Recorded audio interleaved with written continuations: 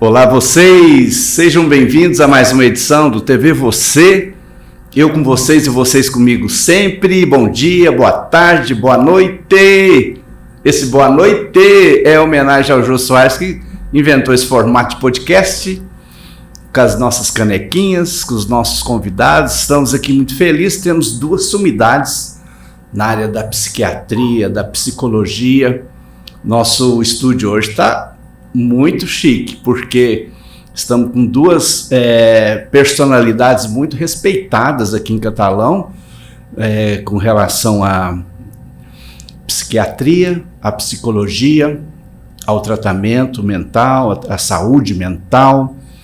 E nós estamos quase encerrando o nosso mês de janeiro, mas ainda é tempo para tratar sempre, né? É tempo de tratar um assunto tão importante que deixaram para o janeiro branco. Até a doutora vai explicar de forma mais detalhada o porquê do janeiro branco, que trata da conscientização e da prevenção, né? Quais as maneiras mais eficazes, mais corretas de você estar se prevenindo, né? O que é muito difícil, porque hoje em dia está cada vez mais difícil você ficar com a saúde mental em dia. São tantas provas, são tantos desafios, mas enfim, estamos muito felizes. Antes de eu apresentar os meus convidados, eu gostaria de passar para vocês que estão aí nos assistindo, que nós temos algumas maneiras de você estar nos acompanhando. A primeira delas é você estar aí já no Instagram, ao vivo, TV Você Catalão, é só você clicar lá, nós já estamos online. Nós temos também lá no YouTube o nosso canal TV Você, www.tvvocê.com.br. Você chega lá nos nossos conteúdos. Ainda temos também o nosso aplicativo, né? Nosso app, que fica lá na nossa loja de aplicativos, que é o TV Você Catalão. É só você instalar aí no seu Android. E ainda temos aqui, ó. Olha lá o nosso QR Code. É só clicar no QR Code aí que você também estará nos acompanhando, ok? Muito obrigado pela sua preferência, pela sua audiência. Bom, vamos lá então com os nossos convidados. Estou aqui com o Dr. Matheus Patrocínio. É uma honra estar aqui ao seu lado, doutor, porque a gente já teve notícia da sua competência, do seu amor por essa causa, pelo seu comprometimento. E temos também a doutora Keila Marini, que já esteve aqui nos nossos estúdios, também muito capacitada. Eu nem vou falar o currículo deles, que é muito extenso, vou deixar que eles se apresentem. Então vamos começar com o nosso doutor Matheus. Seja bem-vindo e muito obrigado, viu, por ter aceito o nosso convite. Obrigado primeiramente pelo convite, pela confiança também, por estar aqui hoje. É uma grande responsabilidade estar aqui para falar sobre saúde mental. Fiquei muito feliz mesmo e honrado por estar aqui na minha cidade, onde eu nasci, em Catalão, que eu tenho um grande carinho por todas as pessoas aqui, até mesmo que eu me formei longe, fiquei 7 anos no estado de São Paulo e voltei para Catalão, porque eu amo muito aqui essa cidade. E, bom, vamos lá, vou me apresentar. Meu nome é Matheus Patrocínio, eu tenho 29 anos. Eu sou médico, fiz a minha especialização em psiquiatria no Hospital Albert Einstein, em São Paulo. Fiz também especialização em psicoterapia no Instituto Brasileiro de Psicologia Clínica. Trabalhei por um tempo em hospital psiquiátrico no interior de São Paulo, onde lá era 200 leitos do SUS. Então, assim, ganhei uma grande experiência nesse ambiente de hospital psiquiátrico. Trabalhei também em clínicas populares, CAPS. Então, todas as frentes da psiquiatria eu tive esse contato, essa experiência. E hoje eu trabalho no CAPS, sou muito feliz ali, eu falo que é uma grande alegria vir para Catalão e as portas ter se abrido para mim no CAPS, que é um lugar que eu tenho um grande carinho, no meu consultório também, e também trabalho na Santa Casa, onde a gente tem a enfermaria de psiquiatria, atendemos emergências psiquiátricas. E muito obrigado mais uma vez pelo convite. Muito bom, Matheus. A gente é que fica muito feliz com sua presença aqui. E outro detalhe que você esqueceu de falar, que é filho do Ginair Patrocínio, queridíssimo aqui na cidade, né? Queridíssimo. Corretor muito tradicional, um dos primeiros aí, cara, muito gente boa. Um abraço, papai orgulhoso. E a mamãe também. Também está claro, acompanhando. Né? Tá acompanhando, um abraço. E minha esposa também está acompanhando. Então, um abraço para todos vocês que estão aí nos assistindo. Doutora Keila, você já está de casa, você já está conhecendo nosso trabalho, fica à vontade de ser presente novamente para aquelas pessoas que ainda não te conhecem. Bom dia, Marcelo. Bom dia a todos que estão nos assistindo. Doutor Matheus, bom dia. Bom dia. Doutor Luiz, que está aqui conosco. É uma satisfação estar aqui novamente. Hoje vem em nome do CAPS, José Evangelista da Rocha, e da Secretaria Municipal de Saúde, está divulgando a campanha do Janeiro Branco, falando um pouquinho dos nossos serviços, dos serviços que são ofertados aqui no município de Catalão para cuidar da saúde mental. Tenho certeza que será um momento muito bom, de muita troca, muito informativo para todos. Muito bom. Só falando um pouquinho do meu Doutor, currículo.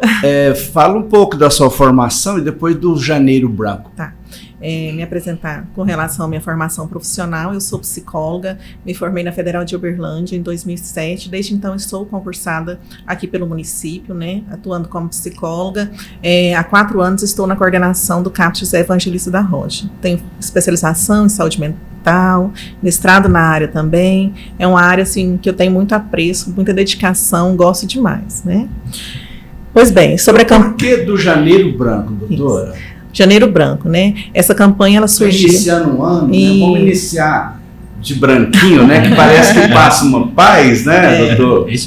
Acho que a ideia seria essa. Isso, Vamos exatamente. Passar uma paz, o branco da paz, Exatamente, Marcelo. Essa campanha, ela surgiu em meados de 2014, mais precisamente, foi coordenada por um grupo de psicólogos da Federal de Uberlândia, inclusive colegas de formação, e eles têm divulgado essa campanha ao longo dos anos, tem ganhado uma proporção muito grande nos últimos anos, e o objetivo principal dessa campanha do Janeiro Branco é a conscientização sobre a importância do cuidado com a saúde mental.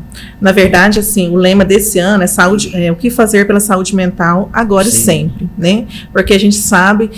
Embora a gente colocou esse mês de janeiro, que é um mês assim, de começo, onde as pessoas definem suas metas, seus objetivos, e o branco é isso, como se fosse uma página em branco. Então esse mês foi escolhido, foi selecionado para a gente fazer mais ações, intensificar as ações de divulgação, mas a importância do cuidado com a saúde mental, ela é diária, todos os dias, todos os meses, é importante a gente estar dando atenção, um cuidado especial para a nossa saúde mental, certo?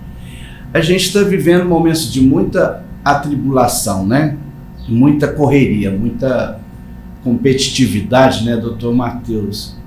E isso nos leva a estresse, a cansaço, a ansiedade, uma busca incessante pela excelência, A gente quer atingir a excelência, a gente quer ser o melhor, ou não, talvez não, mas você quer ser um bom profissional naquilo que você faz. A gente estuda muito, a gente lê muito, a gente corre muito, a gente faz uma academia cedo, depois você já faz um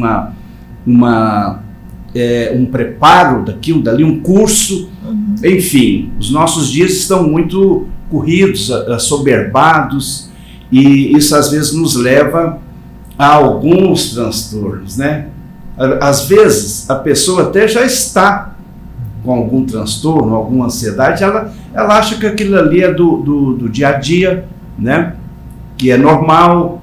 Eu estou intolerante, estou brigando no trânsito, estou brigando na família. Quando a pessoa precisa perceber isso, doutor? E como ela deve perceber isso? Como ela deve procurar uma ajuda? Assim, a grosso modo. Eu concordo que que hoje o mundo ele nos cobra e até mesmo nos exige a sermos pessoas mais ansiosas. A gente vive numa autocobrança excessiva pela excelência, pela auto-performance, pela produtividade, e até mesmo o descanso ele se torna algo angustiante, quando deveria ser algo muito prazeroso, porque estamos sempre exigindo, eu preciso estar sempre produzindo algo. Então, essa hiperconectividade também que a gente vive, o excesso de estímulos, o senso de urgência em fazer todas as coisas, nos leva a viver de uma forma despercebida, de uma forma desatenta. É claro que tudo isso vai repercutir na nossa saúde mental. Quais são os sintomas que eu devo ficar atento para falar, bom, eu preciso buscar ajuda? Um exemplo, se a gente for definir qual é a diferença entre uma ansiedade normal e uma ansiedade patológica, é simples. Quando eu começar a ter um impacto funcional, um prejuízo funcional no meu dia a dia, por exemplo, eu já não mais consigo estudar bem, eu já não mais consigo render no trabalho, eu já não mais tenho aquela paciência com os familiares, amigos, eu já não consigo dormir bem. Isso está me trazendo um certo prejuízo. A gente tem que, alguma coisa está errada aqui. Então, o impacto e o prejuízo funcional, esse deve ser o nosso guia para, preciso buscar ajuda ou não. Então, um dos sintomas que eu vejo que mais motiva as pessoas a buscar ajuda, muitas vezes, é o sono. A pessoa pode conviver muito bem com a irritabilidade, pode conviver muito bem com a desatenção, com as preocupações, com o medo, com a tristeza, mas quando ela começa a sentir um impacto no sono, aí ela já começa, não está errado isso aqui. Aí vem o cansaço, a fadiga. Então, começou a perceber prejuízo no seu dia a dia, você já não faz bem as coisas que antes você fazia muito bem, tem uma atenção aí, um alerta vermelho para você buscar ajuda. Ah, sim. Doutor, e essa ajuda, ela pode ser de várias formas. Por exemplo, você ter um familiar que você possa estar conversando, desabafando, uma pessoa de extrema confiança, ou ir no médico, né? Ir no médico, procurar um médico para que possa estar te orientando o que você precisa fazer. Aonde ir aqui em Catalão para aquelas pessoas que precisam do atendimento gratuito, do SUS, por exemplo? Eu vejo assim, o que mais impede as pessoas de buscarem ajuda na verdade, elas encaram o sofrimento como uma fraqueza. Se eu estou sofrendo, é porque eu sou fraco, isso é frescura, eu não vou buscar ajuda. E vai deixando. Então, a primeira coisa é desmistificar isso, tá? É ter essa postura de humildade e saber que buscar ajuda também é um movimento de força. Onde que eu vou? Catalão, onde eu tenho esse serviço à nossa disposição para que a gente seja acolhido e a partir de então iniciar um tratamento. A gente está ali no CAPS com toda uma equipe multidisciplinar à disposição para acolher esses pacientes de uma forma para que dê a eles mais qualidade de vida, mais esperança, mais saúde mental. Sim, doutora Keila, as pessoas, elas não têm essa iniciativa de sair de casa, pegar um carro e ir atrás de um médico, de um psicólogo, de um psiquiatra. Pensa, não, isso aqui vai passar, eu estou cansado, eu tô ansioso porque eu vou fazer uma prova amanhã, eu vou fazer uma entrevista de emprego, então isso é normal. Então a pessoa ela não tem essa iniciativa de ir, né? Existe assim uma estratégia ou uma campanha para que a pessoa possa estar percebendo que ela precisa ir? Um chamamento, vamos dizer assim? Marcelo, infelizmente, assim, o estigma com relação ao cuidado da saúde mental, ele existe, né? Sim. Ainda é muito vivenciado pelas pessoas da nossa sociedade. Então, assim, as pessoas às vezes protelam a procura de ajuda exatamente por essa vergonha em assumir, essa dificuldade em assumir que está adoecido. Você tá me chamando de doido, eu não sou doido. Por isso eu falo, normal, né? A gente conversava um pouco antes, né? Eu faço questão, assim, em nome do CAPS, de estar sempre aproximando, né, as ações que a gente realiza lá no nosso serviço da sociedade, né, para a gente tentar desmistificar, né? Assim, acho que procurar ajuda é importante, né? Ter ações de promoção de saúde também é muito importante para que a pessoa não chegue ao adoecimento. Só complementando a fala do Dr. Matheus, né, que você perguntou sobre os pontos de atendimento, Sim. Hoje a gente tem um serviço que chama uma rede, né, de atenção psicossocial aqui no município de Catalão. Então, como o Dr. Matheus colocou, além do CAPS, né, que é um serviço gratuito que funciona de segunda a sexta-feira, das 7 às 17, e é ofertado ao nosso público principal, são pessoas maiores de 18 anos, né, que sofrem de algum transtorno mental grave e persistente. Mas também temos outros pontos na rede, né, de atendimento. Temos atendimento psicológico de saúde mental em algumas UBSs, né, em 7 UBSs hoje temos atendimento psicológico em saúde mental também. Nos 2 distritos, Santo Antônio e Pires Belo, também é ofertado. Né, temos o CAPS infantil, que atende público infanto-juvenil, né, então públicos dessa faixa etária, família, né, que identifica algum sofrimento emocional, pode procurar o CAPS infantil. Temos também outro serviço que tem ganhado grande visibilidade ao longo dos últimos tempos, que é o CDQC, que a gente fala, né, que é a Clínica de Dependentes Químicos. Que atendimento.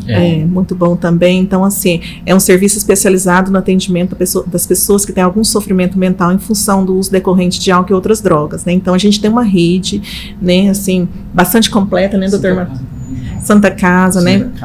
A Santa Casa, a gente tem leitos, né? Temos 5 leitos para as pessoas que estão em crise, né? Procurar direto o serviço da Santa Casa, mas especificando, né, que nesse atendimento são pessoas que já estão em uma crise. Então, lá também é ofertado o atendimento.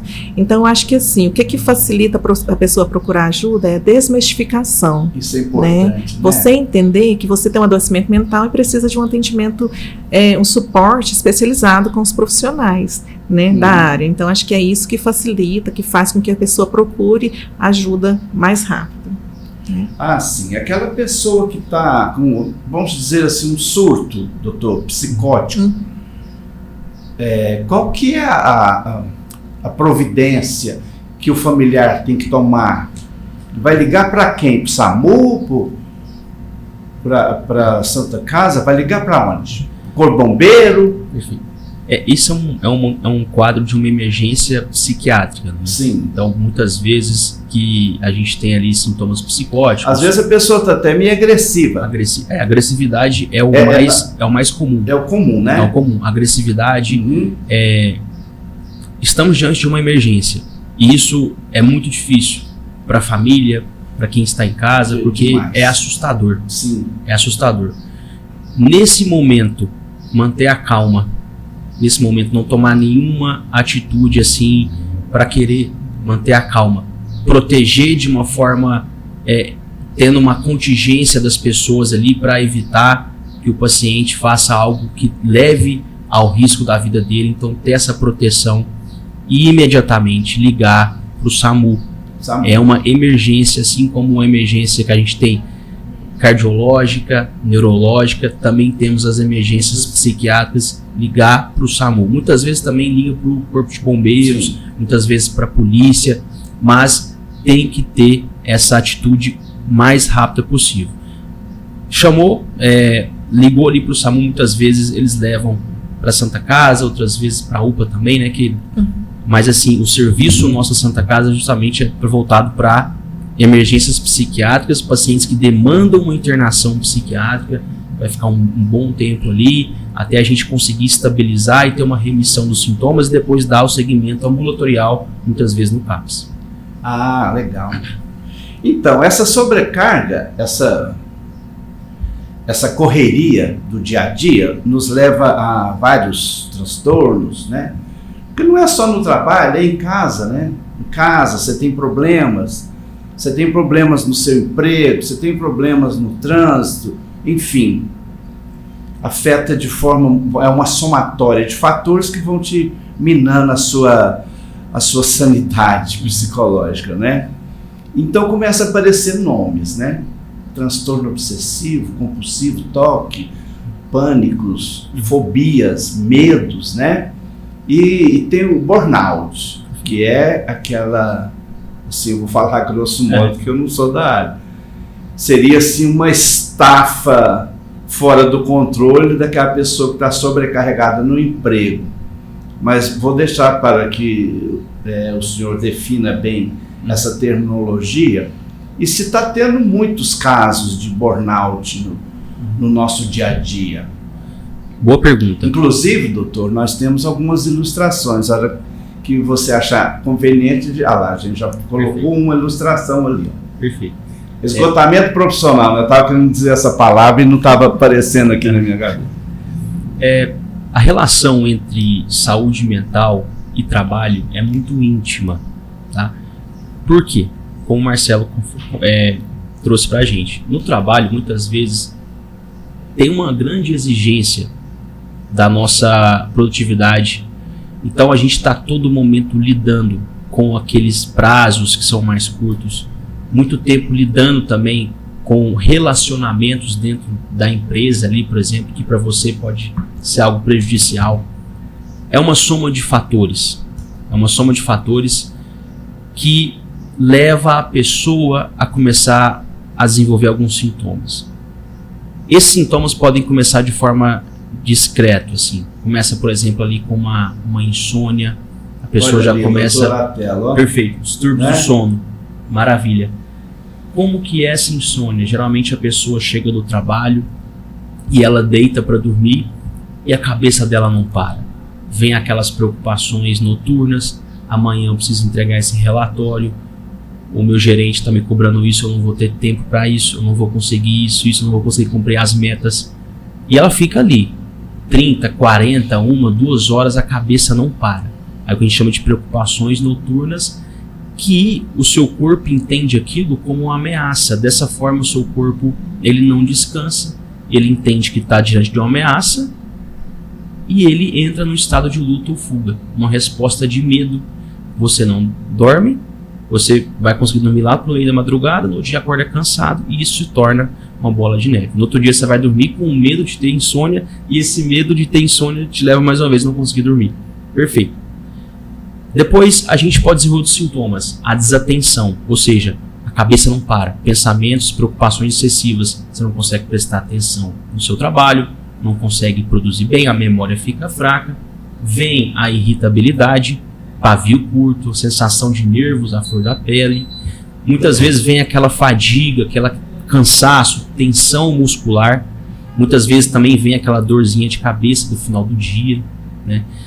Isso tudo vai começar a repercutir no seu dia, na sua produtividade, até mesmo repercutir na sua casa, com familiares, amigos.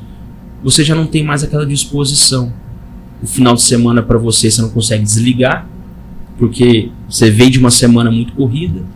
Então, você vai começar a procrastinar, a adiar mais as tarefas, de uma certa forma, você desenvolve sintomas ansiosos, desenvolve sintomas depressivos. Quando a gente vai pegar a definição de burnout, é interessante porque ali na descrição é um mix de sintomas. A gente tem uma mistura de sintomas ansiosos, por exemplo, irritabilidade, desatenção, fadiga, preocupações excessivas, medos constantes. E a gente tem também alguns sintomas depressivos descritos, por exemplo, tristeza, diminuição do prazer em fazer as coisas, isolamento social, sentimento de culpa, sentimento de inutilidade. Vem também ali alguns quadros que é bem comum que eu vejo os pacientes desenvolver crises de ansiedade, ataques de pânico. Tá? Então, eu falo que o burnout ele é essa mistura, esse mix de sintomas ansiosos com sintomas depressivos, que tem a causa principal o trabalho, né? E claro, uma soma de fatores da vida pessoal da pessoa, causas orgânicas, causas psicológicas, no que diz respeito a relacionamentos, causas familiares, traumas, tudo. É uma soma de fatores, mas o principal ali é o trabalho. Legal, doutor. Doutora Keila, existe, assim, umas parcerias, né? O psicólogo não pode trabalhar sozinho, né? O psiquiatra também não. Uhum. Existem outras maneiras da pessoa fazer um relaxamento, uma yoga, uma meditação. Até essa última entrevista que eu fiz com o Dr. Éder Cássio, ele mostrou a importância de tudo isso, né? É independente se a pessoa acredita ou não na meditação. A meditação é uma coisa tão boa, né? Você se ter um autoconhecimento, um equilíbrio, um relaxamento, isso é importante? Com certeza, Marcelo, assim, por isso que os serviços de saúde mental, eles são compostos por profissionais de diferentes áreas, né? Então, são serviços multiprofissionais. Isso como é legal, né? Soma, né? Vamos ajudar todos. Vamos unir para a gente ajudar. Exatamente. Né? Como o Dr. Matheus estava explanando aqui, o adoecimento mental ele é provocado por múltiplas causas, né? Então, quando a gente vai tratar, a gente tem que explorar essas diferentes causas, né? E profissionais com as suas expertises, né, na área vai ajudar de forma mais assertiva, né? Então, assim, por exemplo, às vezes o paciente ele está com uma disfunção hormonal, né? E isso está gerando uma consequência em sua saúde mental. Então, a gente encaminha para o especialista da área, a questão da alimentação, nutricionista, né? Isso é tudo importante. Terapeuta ocupacional, psicólogo. O sono, a alimentação. Exatamente. Questões de vulnerabilidade social, né? Então, assim, que é uma parte que afeta também muito a saúde mental. Às vezes a pessoa está passando por alguma dificuldade financeira, de moradia, enfim, né?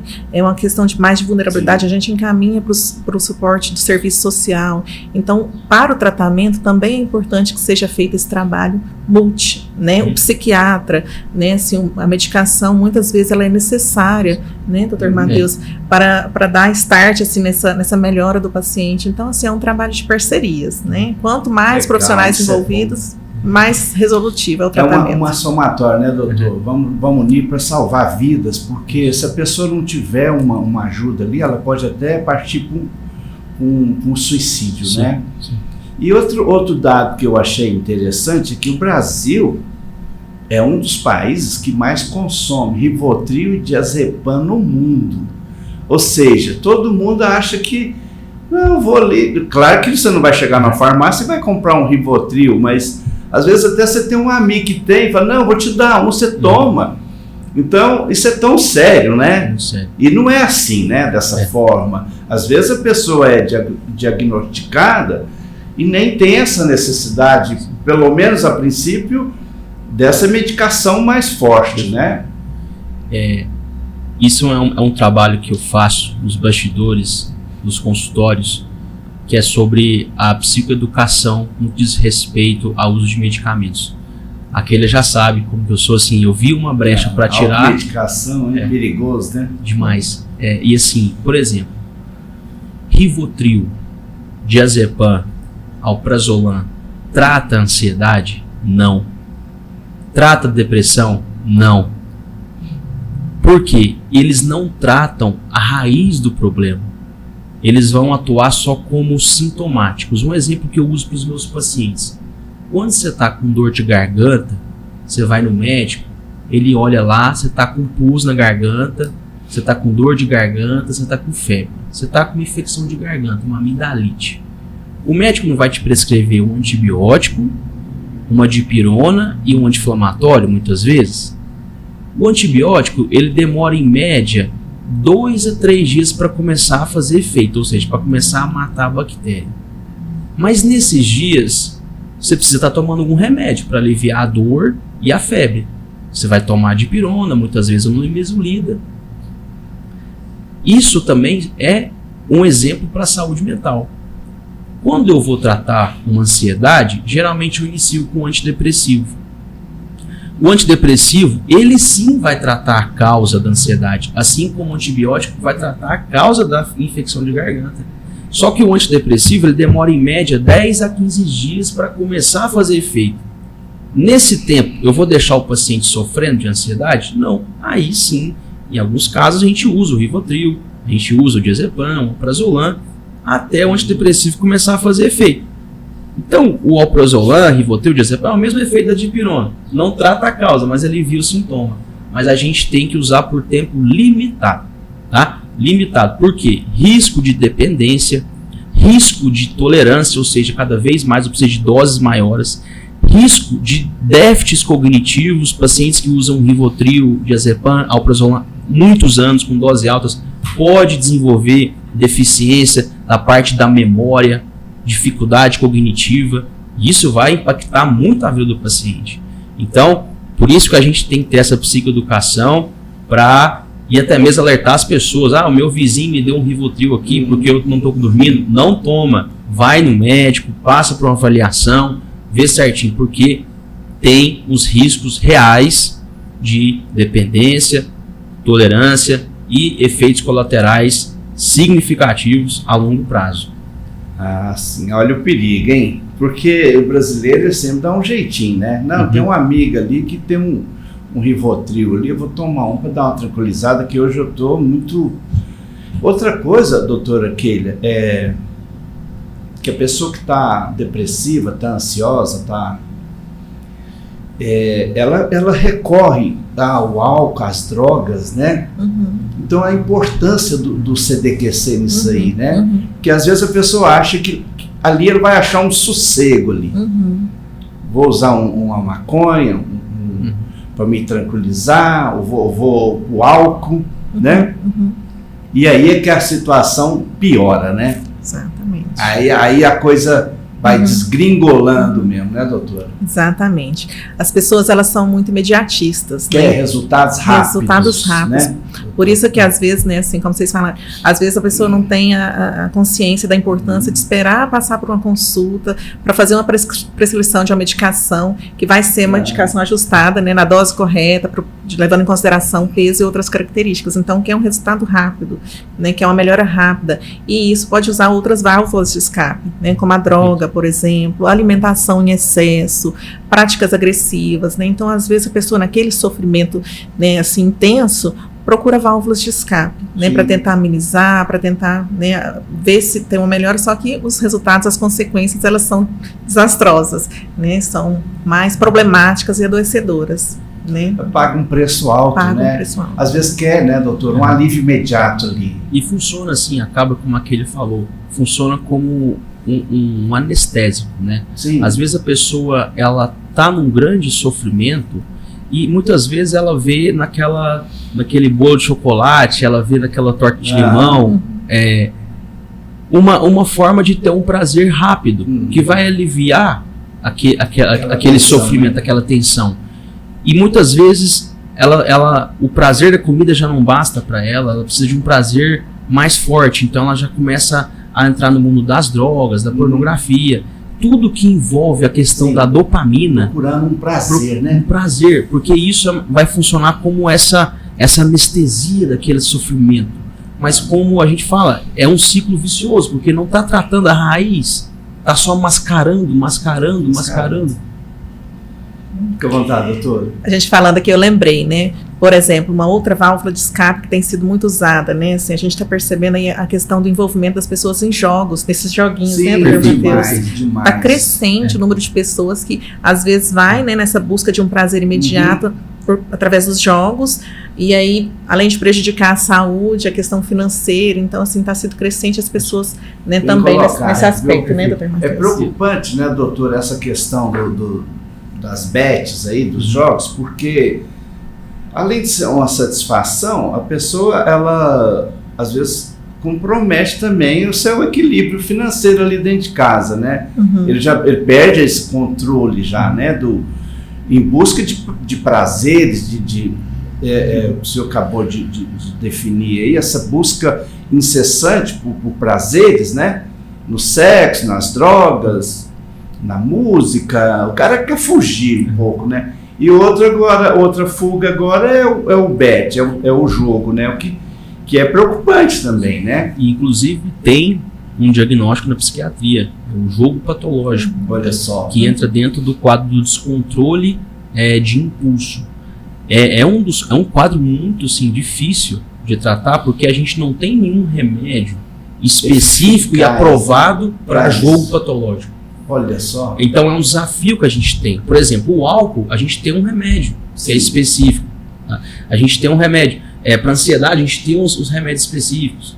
Para depressão também. Mas assim, o jogo patológico em si... Seria uma novidade aí nesse campo, né? E algo com uma demanda muito alta. E o desafio a gente pode dar o remédio que for, os melhores remédios à disposição para conter o impulso, né? Muitas vezes ali um antipsicótico em dose baixa, um estabilizador do humor, mas a psicoterapia aqui eu vejo assim que é grande parte do trabalho nesses pacientes, a psicoterapia sem dúvida nenhuma.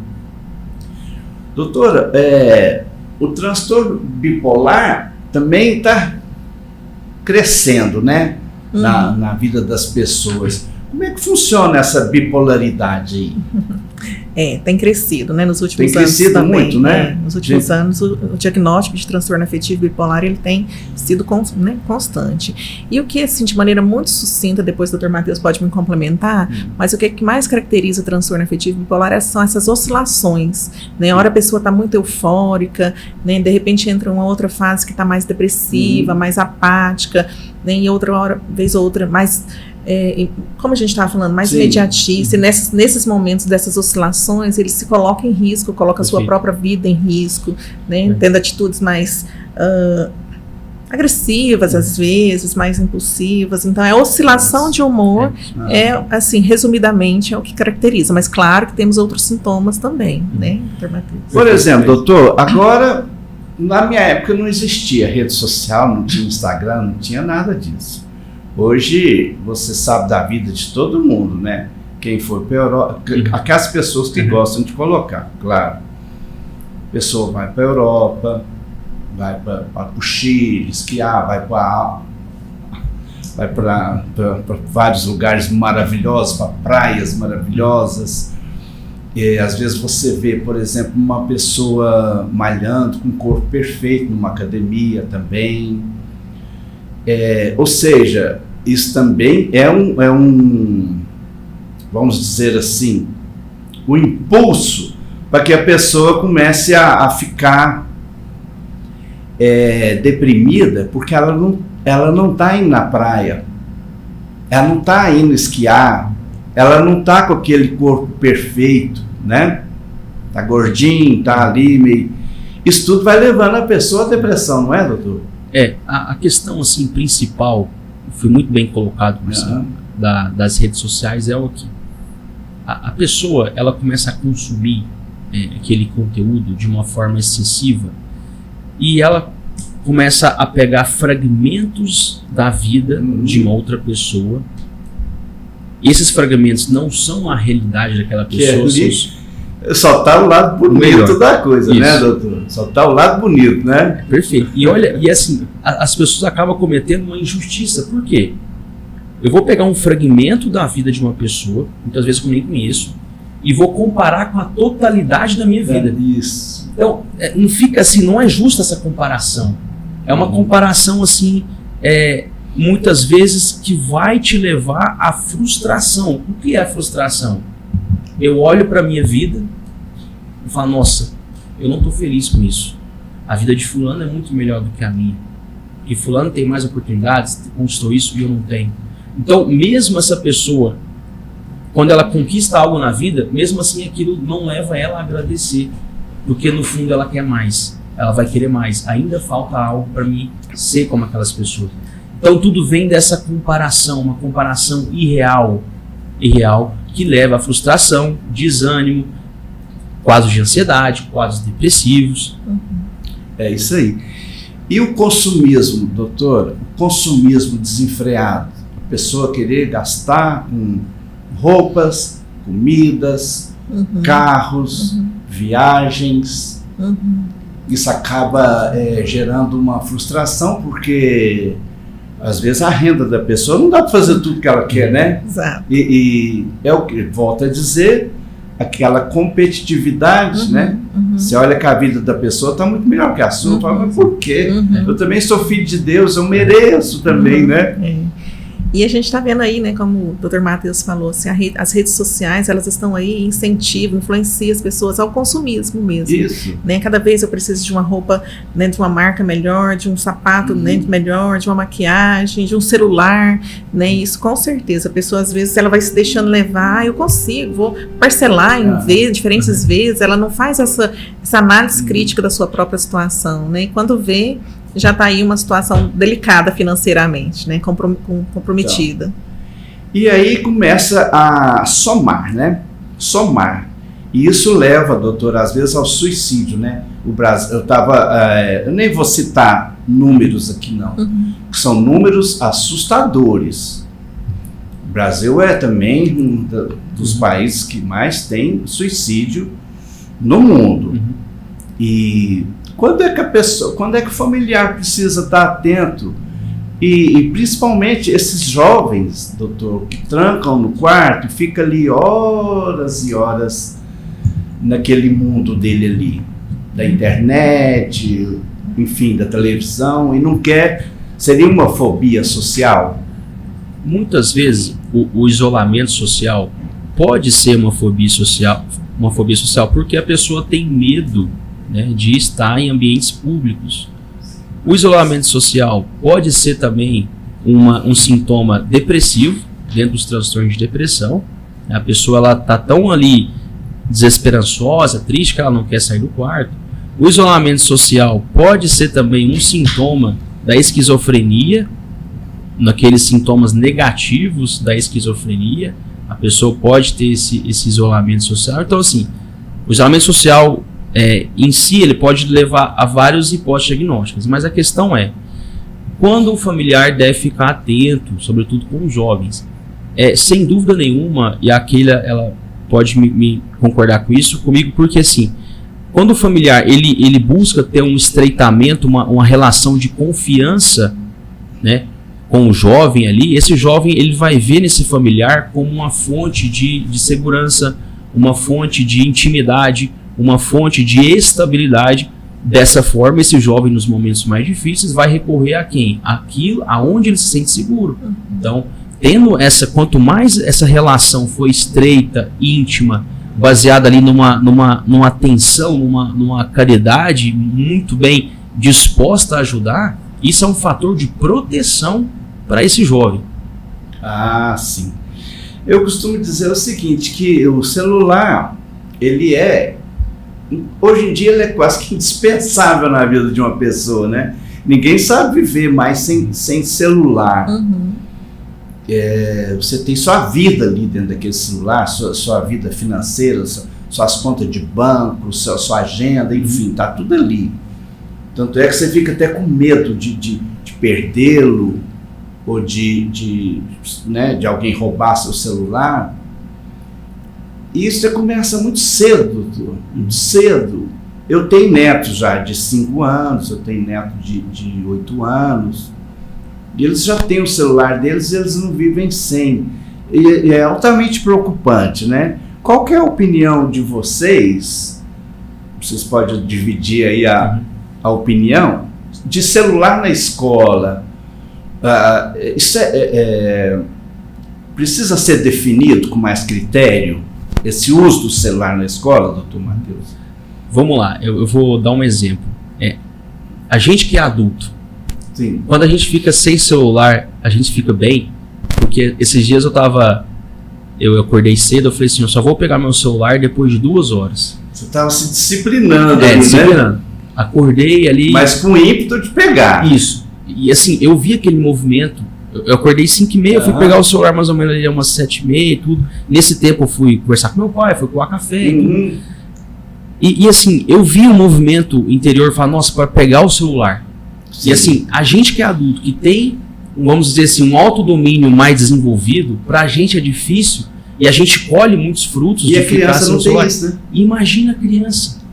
Imagina a criança assim, a criança ela está numa fase de desenvolvimento de todas as faculdades dela, faculdades sensoriais, tudo, as faculdades da razão para calcular, para estabelecer conceitos e tudo. O fato do celular ali nessa idade vai deixar a criança mais desatenta, mais desatenta, ou seja, uma brincadeira já não dá aquele prazer a ela do que ficar no celular ali rodando e passando horas. Então, assim, na minha opinião, pensando a longo prazo, pensando no desenvolvimento cognitivo daquela criança, pensando assim nas consequências futuras, porque eu recebo muitos jovens, assim, muitas vezes de idade vida adulta, iniciando 18, 19 anos, que tiveram uma adolescência adolescência e infância com esse acesso ao celular, e eu vejo as repercussões que tem. Então, assim, eu acredito que não liberaria assim celular em ambiente assim escolar. Acho que seria algo assim mais como uma prevenção, pensando a longo prazo.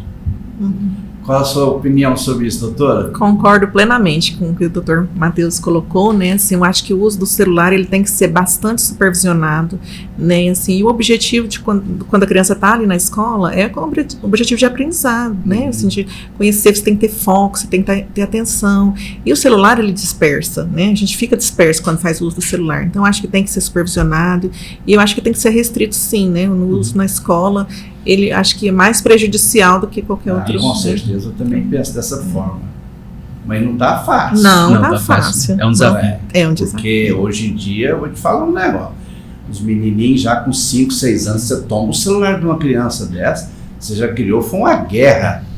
Você tem que negociar, o que também não é uma boa ideia. Eu até estava conversando com a doutora aqui, doutor Matheus, que às vezes ela pega meu celular, que tem alguns recursos, né? Fala assim, não, estou precisando do celular. Não, deixa eu ver só mais isso, deixa eu ver aquilo, vou. Fala assim, não, eu vou te dar um bombom.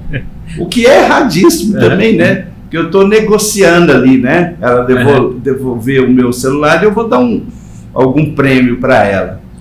Mas são os nossos tempos, né, doutora? E assim, a gente enquanto adulto, enquanto pais, né, a gente tem que ficar muito atenta. Eu tenho duas filhas, uma de 6 e uma de 2 anos. E a minha pequenininha de 2 anos, a Alice, ela pega o celular e fica com o dedinho passando lá, aperta. E assim, a princípio... abre ali alguns movimentos, a princípio, a gente, nossa, olha que gracinha, consegue colocar o vídeo, consegue tirar. Mas e as consequências disso depois, né? Como você disse, depois para tirar esse celular das mãos, que a princípio é uma coisa inocente, bonitinha, né? É uma dificuldade grande. Então, negociar. A gente tem que ficar atento, a gente tem que supervisionar. Eu acho que assim, protelar quanto mais, né, o uso, o acesso, né? E muitas vezes assim, não é culpa da criança. Porque assim, se a gente for pensar o mecanismo... É culpa nossa, né, doutor? Assim,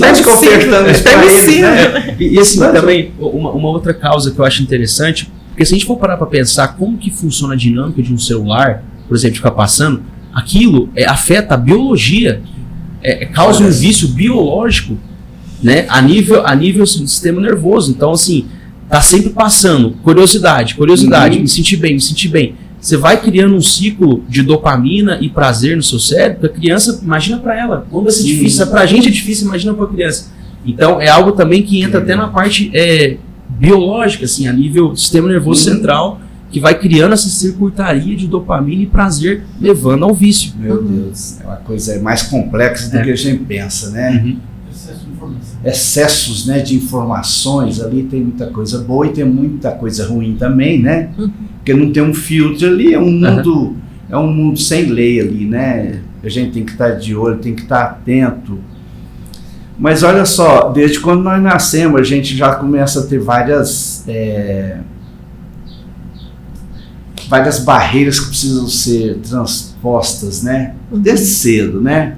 E isso vai criando alguns traumas que às vezes você não tratou daquilo no momento correto, e aquilo vai juntando, né, doutor? Vai somando, não seria isso? Os traumas, eu falo assim, é como se eles fossem buracos numa rodovia. Então, você está sempre passando ali naquele trajeto e aquele buraco está sempre ali. Enquanto você não conseguir tampar esse buraco, como que eu vou tampar esse buraco assim, usando essa metáfora? Claro, psicoterapia, tratamento. A sua vida vai começar a girar em torno desse trauma. Então, todo o seu eixo narrativo, as suas decisões, as suas justificações, as suas escolhas, os seus sofrimentos vão ter como causa central essa lacuna, esse buraco no seu peito, que são os traumas, claro, os traumas de ordem negativa que são capazes de gerar isso. E a partir dos traumas a gente pode desenvolver vários transtornos depressivos, transtornos ansiosos. Então tá aí a importância de levar em conta sobretudo a psicoterapia para a gente conseguir preencher essas lacunas e vencer e, na verdade, ter uma outra perspectiva, né, para aquele trauma, aquele grande sofrimento que o paciente viveu. Muito legal. Fica à vontade, doutor. Fazendo uma contribuição também, né, para a vivência, para a superação desses traumas, né, a importância do autoconhecimento. Claro que na psicoterapia, né, a gente trabalha diversas coisas, né, com os pacientes, mas quão importante que é a gente se conhecer, né, saber os nossos limites, né, assim, o que nos faz bem, né, fazer essa reflexão mesmo, quem eu sou, né, por que eu tô de repente me isolando. Então, assim, invistam no autoconhecimento, se conheçam seus limites, suas fraquezas, né, o que te fortalece. Acho que assim, já é um bom começo para lidar com outras situações difíceis, né, doutor Marcos? Perfeito. Legal. Existem, assim, alguns temas que são polêmicos, né? São, assim, a pessoa fala assim, não, isso é mito, isso é bobagem. Por exemplo, a regressão, a hipnose, isso é bom ou é mito? Soma, ajuda, doutor, ou não? Assim, pela cara da doutora aqui, né? Porque existe, né? Existe. A hipnose. Vamos lá na raiz da questão, vamos procurar isso aqui lá no início. Muito que estuda essa parte é a psicanálise, né? Psicanálise. Assim, hoje a formação que eu tenho, assim, que eu vejo bons resultados. Claro, eu não estudei psicanálise, eu não tenho autoridade para defender essa ideia, mas que eu estudei e que eu estudo diariamente, que eu vejo bons resultados, é a TCC. Essa sim eu posso afirmar assim, que é a terapia cognitivo comportamental. Essa sim eu posso falar dos resultados, porque para mim no consultório, o paciente que está tratando uma ansiedade e ele está fazendo a TCC ali como adjuvante ao tratamento, ele tem bons resultados. E assim, muitas vezes em curto prazo, porque muitas vezes a gente trabalha com a parte de técnicas, né, que o paciente ele consegue aplicando no seu dia a dia e começar a notar um alívio dos sintomas. Então a TCC, assim, eu posso dizer que ela realmente funciona. Sim. Doutora? Também sigo e estudo a abordagem TCC e são abordagens diferentes, né? Você falou sobre hipnoterapia, regressão, então acho que são abordagens, sem desmerecer nenhuma das abordagens de tratamento, né? Acho que todas têm a sua validade, mas a dica que eu deixo é assim, procure um bom profissional, né? Se você se identifica, tem curiosidade, eu gostaria de fazer um processo de regressão, de hipnoterapia, ok, né? Mas procure um bom profissional, sempre, né? Pesquisa o currículo, pesquisa a formação. Isso é importante, né? Acho que a melhora dos sintomas, né, o tratamento em si também faz muito, é um reflexo também, né, do profissional que conduz. Porque tem muita gente que o brasileiro ele entende de engenharia, ele entende de futebol e ele entende de medicina, né? Aí ele fala assim, não, faz uma regressão. Não, eu conheço o João ali que faz uma hipnose, você vai ver o tanto que é bom. Você vai lá na raiz da questão, você pega a coisa lá no princípio, né? Então você fica meio perdido de tanta coisa, né? Faz uma yoga, faz uma meditação, eu acho que... Mas é simples, né? Assim, claro que eu acho que tudo é válido, a gente não está querendo aqui desmerecer nada, né? Mas a gente precisa ter muito cuidado com os charlatões, né? É verdade. Porque o charlatanismo também vigora com força nesse campo aí, né? Às vezes aproveita a pessoa que está debilitada ali, já está ali, né? E muitas vezes tem que ter esse cuidado, porque, por exemplo, se a gente pega um paciente que está sofrendo um quadro depressivo, né? E muitas vezes o que levou a esse quadro depressivo foi um trauma que ela sofreu muitas vezes na infância e adolescência. E numa primeira abordagem, vai nesses profissionais assim, aí a pessoa já põe um paciente desse sem tratamento, despreparado, vulnerável, diante daquele trauma, reviver aquilo. A coisa só vai complicar, né? Sabe? é algo assim que tem que tomar muito cuidado. Realmente.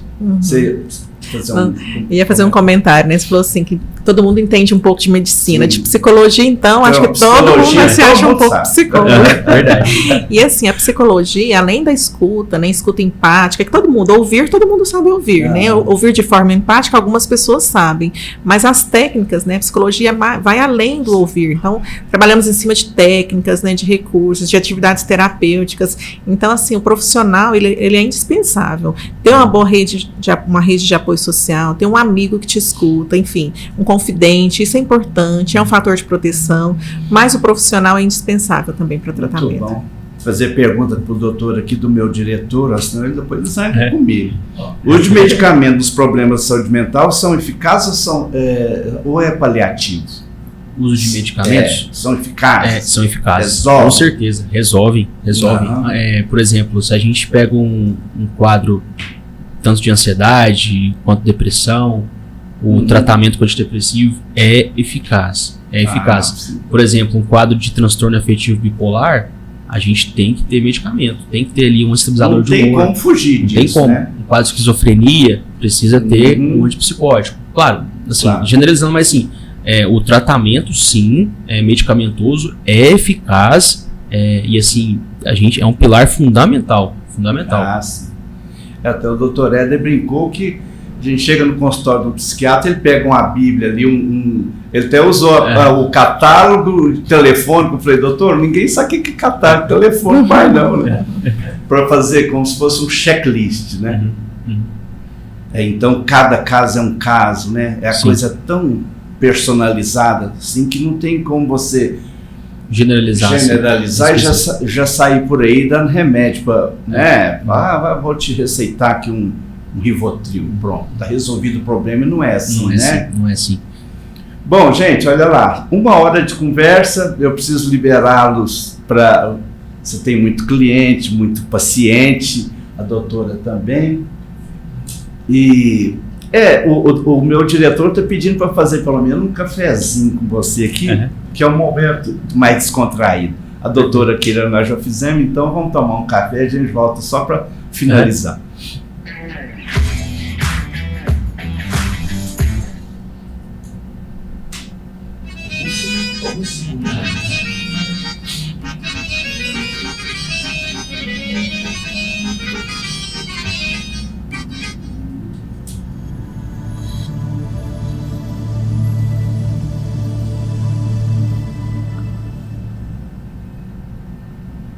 Aí, doutor Matheus, esse papo de cafezinho é um momento mais descontraído, a gente sai um pouco do tema central, que é tenso, né, pesado, porque transtornos.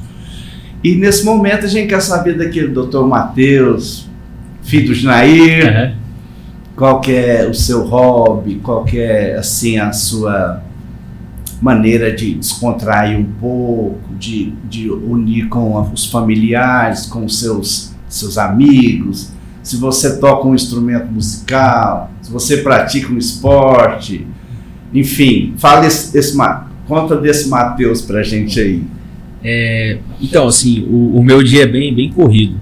Eu acordo 5h30 da manhã e já trabalho até a noite, mais ou menos até umas 8 horas, então é bem corrido o meu dia quando eu trabalho. Mas assim, eu acho que o centro do meu dia, o momento mais importante, assim, que para mim eu luto com todas as forças para ser fiel, é a missa diária. Todo dia na missa das 7 às 7h30, coisa boa, ali na Matriz Mãe de Deus. Então, isso é muito bom. Esse momento para mim é importante porque ali eu encontro força para poder servir. Porque esse é meu trabalho, servir as pessoas, poder aliviar o sofrimento. Então, sozinho eu não tenho forças para cumprir essa responsabilidade, então eu preciso da missa diária ali. E também o momento de descanso que eu tenho quando eu chego em casa com a minha esposa, para mim é um momento muito bom, a gente vai conversar do nosso dia. Também procuro fazer uma academia, eu gosto de... Tô vendo que você tá bem fortinho, viu? E a sua esposa, ela é médica? Ela é médica, ela é nutróloga. Nutróloga? Olha, que então eu tô ali... Então vocês trocam muita ideia ali, Nossa, hein? demais. Então, já tem filhos? Ainda não. E final de semana eu gosto de estar com a minha esposa, a gente passear, a gente gosta de ir pra roça com meus pais, ali na roça comer um franguinho caipira de domingo. Coisa boa. Acho bom demais. Coisa boa. Você pilota o fogão? Não, deixa com a minha avó e com a minha mãe. A avó dá jeito. A mãe também. Eu só piloto a churrasqueira. Aí sim, né? Uma picanha de vez em quando é bom. Então, a gente gosta desse papo do cafezinho porque a gente descontrai um pouco, sai um pouco do peso do tema central, e a gente já está com uma hora de conversa boa. Vou te liberar, doutor Matheus, doutora Keila, deixar você à vontade para fazer as suas considerações finais aí para a gente. Primeiramente eu quero agradecer, fui muito bem acolhido aqui, Marcelo, Rubens, Keila. Obrigado pelo acolhimento, fiquei muito à vontade. E assim, a mensagem que eu quero deixar para vocês é que não encarem o sofrimento como uma fraqueza. Tenham uma certa humildade e coragem para buscar ajuda, nem que seja com um amigo, com um familiar. O primeiro passo na direção certa, que é buscar ajuda, já é metade do caminho. Toda vez que um paciente, na primeira consulta, senta no meu consultório, eu parabenizo ele. Falo, parabéns, essa vitória é sua por você ter vindo aqui e buscado ajuda. Então, é isso, ter essa coragem, essa humildade, essa esperança de que você vai conseguir vencer esses sofrimentos e contar com a nossa ajuda aí. Muito bom, obrigado, doutor. Muito obrigado pela sua vinda aqui, viu? Doutora Keila, agradeço. Quer despedir da galera aí? Vou despedir e vou deixar um convite também, Marcelo. Fica à vontade. Agradeço a todos pelo momento, assim, foi muito bom, acho que muito rico. Também, como o Dr. Matheus disse, a gente fica à vontade, eu ainda estou aprendendo, Mas você está saindo super bem, muito bem. Isso, mas agradeço, é sempre um prazer, assim, falar sobre a saúde mental é muito importante, muito necessário. Então, agradeço pelo espaço, tá bom? Muito bom. E aproveitando para fazer o convite, que também ainda em função de Janeiro Branco, a gente terá hoje, o Dr. Matheus e eu, e uma outra colega que atua lá no CAPS, assistente social Lucilene, às 14 horas, faremos uma mesa redonda lá na UFCAT, no auditório Congadas. Então, fica o convite a todos, é aberto ao público. Quem tiver interesse, disponibilidade, pode chegar lá que será bem-vindo. Eu acho que será mais um momento assim, de entender e conhecer mais os dispositivos de cuidado de saúde mental, ouvir um pouquinho mais sobre a importância do cuidado, algumas ações que são importantes para cuidar da sua saúde mental. Fica o convite a todos. Muito bom. Quero mais uma vez agradecer a presença de vocês aqui. Foi realmente um papo muito legal, leve, mas porém um assunto muito sério que se viu para várias pessoas, várias camadas sociais, independente da idade da camada social. Isso aí todo mundo precisa estar atento a isso aí. Agradecer meu diretor, Rubens Pena, pelo apoio constante, e também pela minha videomaker, meu braço direito aqui, a Gabi Tavares. Um beijão para a Nádia, nossa social media. E para vocês que ficaram com a gente até esse momento, muito obrigado e até uma próxima oportunidade, se Deus quiser. Me dê aqui.